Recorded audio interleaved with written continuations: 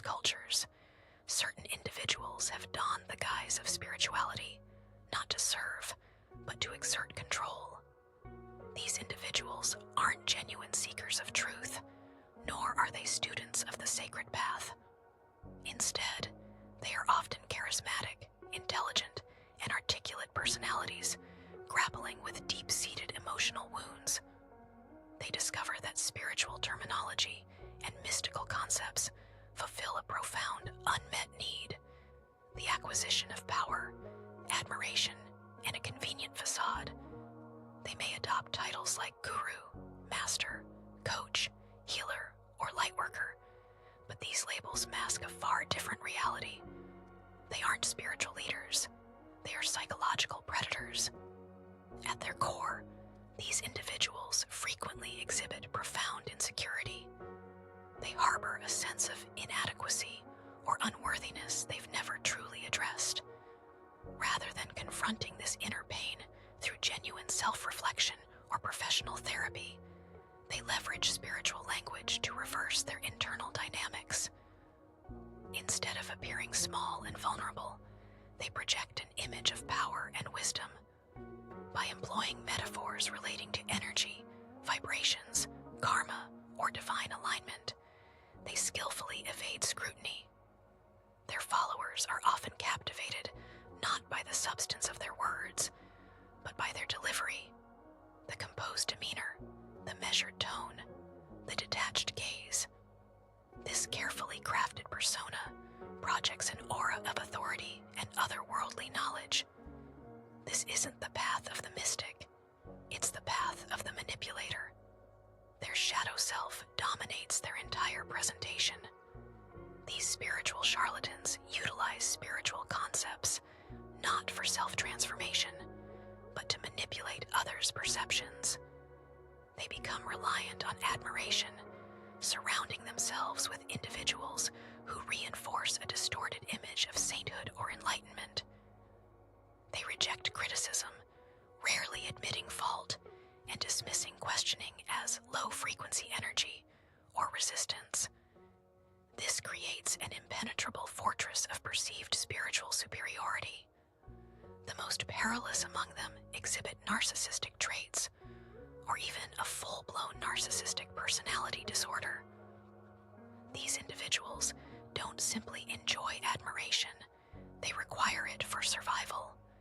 Lacking a stable sense of self, they fill the void through dominance over others. Spirituality becomes a theater of control for them. Their narratives often commence with grandiose pronouncements: a mystical awakening, selection by a higher power, or a divine calling to guide humanity. They speak in absolutes, offer vague prophecies, and position themselves as the sole custodians of hidden truths. These aren't revelations, they are delusions. When challenged, they may employ spiritual gaslighting, accusing critics of being unenlightened, emotionally triggered, or ego-driven. The most poignant aspect of this dynamic is that many of these individuals initially embarked on a genuine spiritual quest. They may have endured trauma, rejection, or failure earlier in life, feeling powerless, invisible, or lost. At some juncture, they discovered the intoxicating allure of a spiritual identity. Instead of undertaking the arduous psychological work of healing their wounds, they bypassed this process by declaring themselves healed or awakened. They buried their trauma under mantras, rituals, and teachings they barely understood, substituting image for honesty. Over time, the performance consumed them, blurring the lines between their persona and their reality. This pattern is the genesis of cults. A single wounded ego, convinced of its enlightenment, gathers followers not through truth, but projection. Followers project their yearning for wholeness onto the leader. The leader, unable to confront their own shadow self, accepts this projection, becoming inflated. A destructive cycle ensues. The leader becomes addicted to worship, and followers become dependent on being led. Authenticity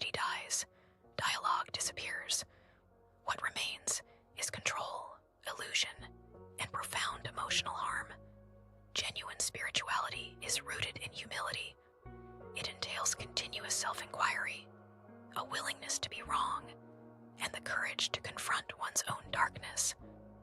A true spiritual practitioner doesn't seek followers, they seek truth. They don't demand loyalty, they encourage independence. They don't speak with authority, they speak with vulnerability and honesty. Those who weaponize spirituality cannot afford honesty, as it would expose the fragility of their self-constructed identity. A rarely discussed paradox in spiritual growth is the survival and transformation of the ego, which is ostensibly meant to be transcended on the path to awakening. It morphs into a new identity, the spiritual ego. This isn't a minor detour, it's the most perilous illusion, as it feels like awakening while being its antithesis. It presents as clarity, yet remains rooted in fear, control, and profound psychological avoidance. The spiritual ego isn't blatant. It doesn't shout or dominate like an overt narcissist. It speaks in hushed tones, using language that sounds elevated, peaceful, or enlightened.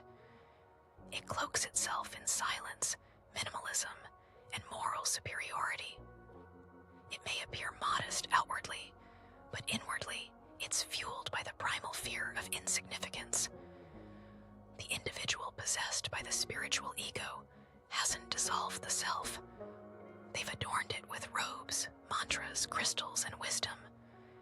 This transformation frequently begins when someone discovers spiritual teachings during a period of profound emotional distress. They may have experienced trauma, heartbreak, existential fear, or a loss of meaning. Seeking solace, they stumble upon meditation, yoga, non-duality, or esoteric philosophy. Initially, this feels liberating. They experience peace, spaciousness, or temporary relief from mental turmoil.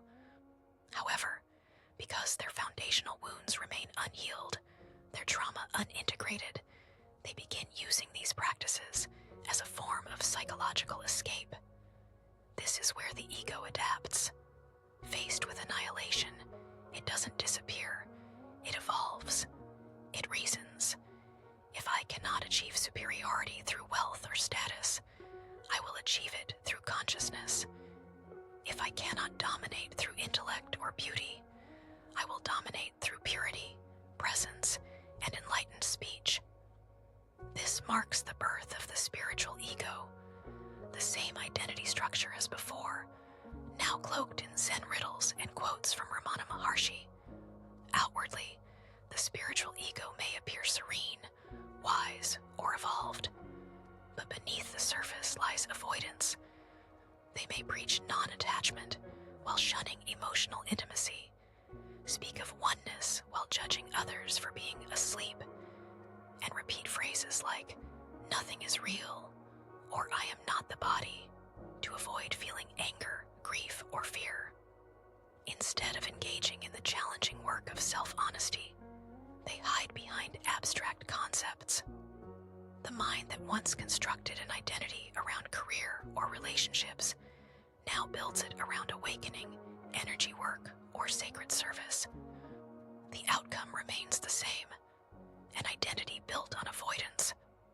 One of the clearest indicators of a spiritual ego is the inability to admit ignorance. They believe they've transcended human limitations, thus negating the need for humility or acknowledging error. They speak in absolutes, offering answers instead of asking questions. They perceive others as trapped in illusion while viewing themselves as free. This creates a subtle yet toxic hierarchy: the awakened versus the asleep, the conscious versus the unconscious, the high frequency versus the low. The spiritual ego thrives on this division, as it constantly needs to feel superior. Its sense of self depends on separation. Another hallmark is the use of detachment as a defense mechanism.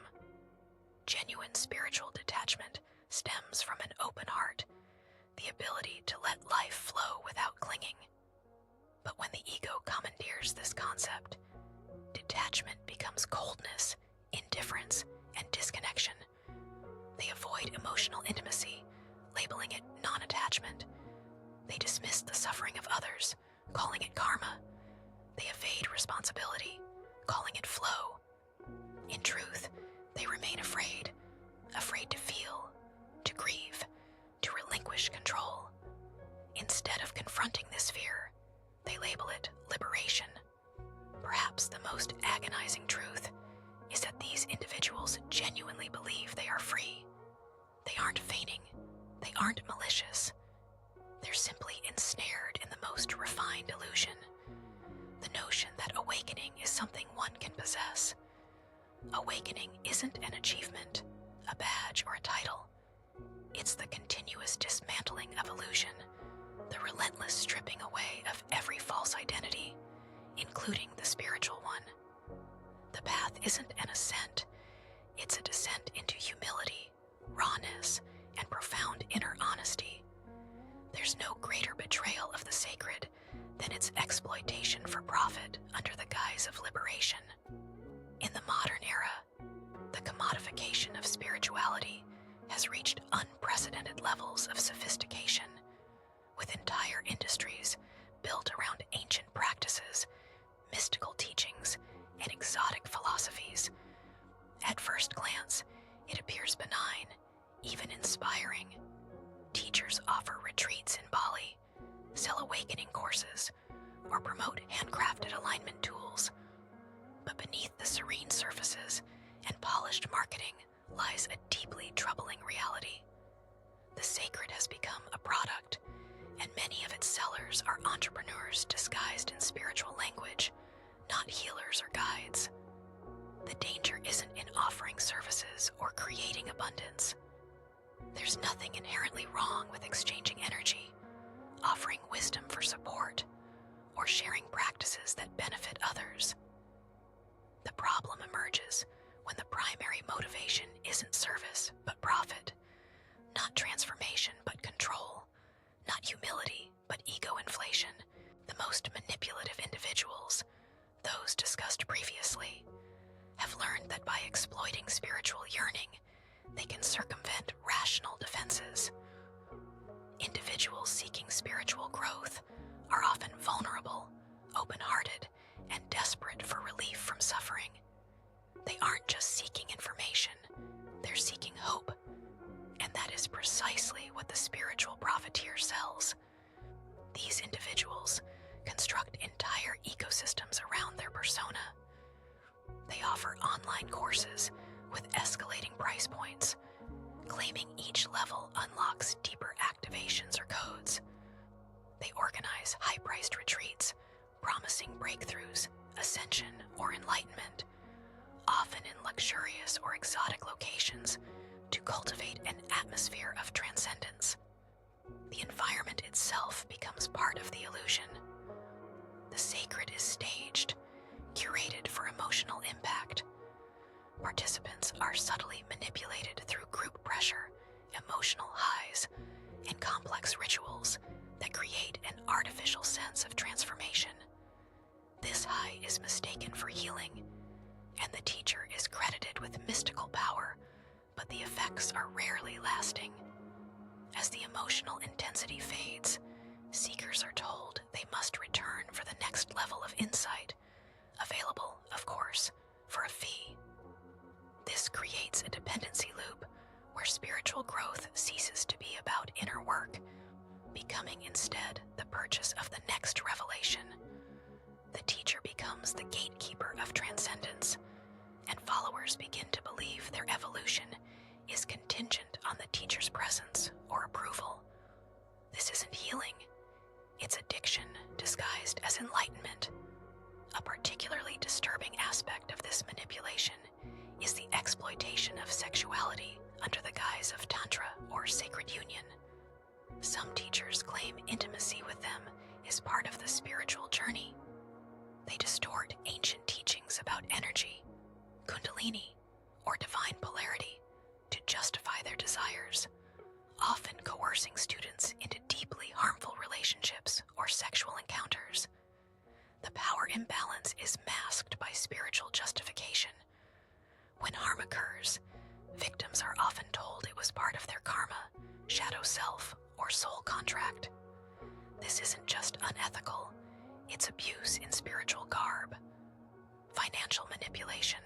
follows a similar pattern. Many spiritual influencers cultivate a polished brand image, often incorporating words like abundance, sovereignty, or alignment. They present success as a spiritual state, implying poverty is a form of energetic deficiency. This is a modern adaptation of prosperity gospel ideology. If you're truly aligned, you will manifest wealth. If you're poor or struggling, you must still be in lack consciousness. The implication is cruel but clear.